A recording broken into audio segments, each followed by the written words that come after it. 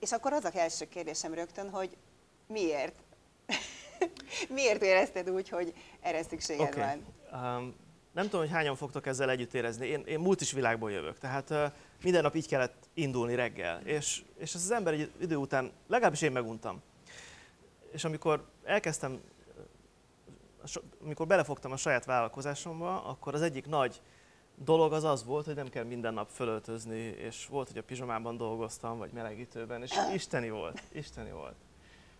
És sőt, volt is, nem tudom, ismeritek-e a Damjanovics Nebojsát, internetmarketinggel foglalkozik. Nagyjából egyszerre indultunk, és sokszor beszélgettünk az elején, és a Nebojs azt mondja, hogy ő neki tetszik ez a Steve Jobs stílus, hogy az ember egy farmer van, meg egy fekete garbóban megy előadni egy konferenciára. És aztán rá kellett jönnünk mind a kettőnknek a magunk kárán, hogy ezt akkor teheted meg, amikor fölépítetted magadat, de nagyon. Tehát amikor egy milliárdos vagy, fájn, akkor elmehetsz ilyen cuccokban. Addig jobban is föl kell öltözni. És nem csak a termék fontos, nem csak az a fontos, hogy amit kínálsz, legyen az egy termék vagy egy szolgáltatás, az milyen minőségű, de legalább olyan fontos a csomagolása. Mert sokkal szívesebben le fognak téged venni a polcról, hogyha rendesen be vagy csomagolva. És ez jelent mindent. A weboldalatok, ez a Prosidon át, hogy hívod magad, hogy mi a márkanév, mi az imázs, jól van megvilágítva az a fotó, amin fönn vagy a weboldaladon, vagy nem, és a ruha. És akkor elkezdtünk együtt dolgozni, és Gábor is egy olyan férfi, mint nagyon sok férfi, aki hát azért szóval ne macerálják, ne kelljen eldöntenie, ne kelljen ott állnia, és egyáltalán oldjuk meg nagyon gyorsan, nagyon hatékonyan és unja. Így kezdtük. És ki élvezi még, fiúk, a ruhavásárlást? Ugye?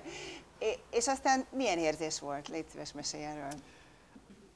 És így voltam az öltözködéssel is. Rettenetesen utálok ruhát vásárolni, menni, de ez megváltozott. Tehát Ágival élmény elmenni. Tehát egyedül az, hogy elmész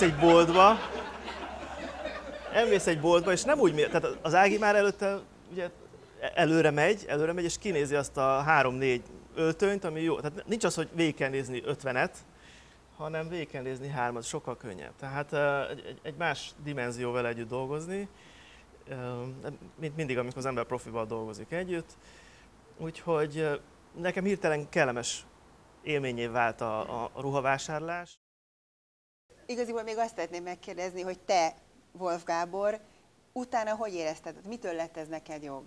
Tehát ez egy dolog, hogy téged jobb volt nézni, de neked mit okozott ez? Én tényleg akkor érzem magam jól, hogyha egy picit elegánsabb vagyok, mint vagy a tárgyalópartner, vagy a konferenciának a közönsége. Tanuljuk meg az alapokat. Tehát át tudok adni egy olyan szemléletet, amivel aki úgy érzi, hogy neki ez van érzéke, már magának is tud választani egy életre.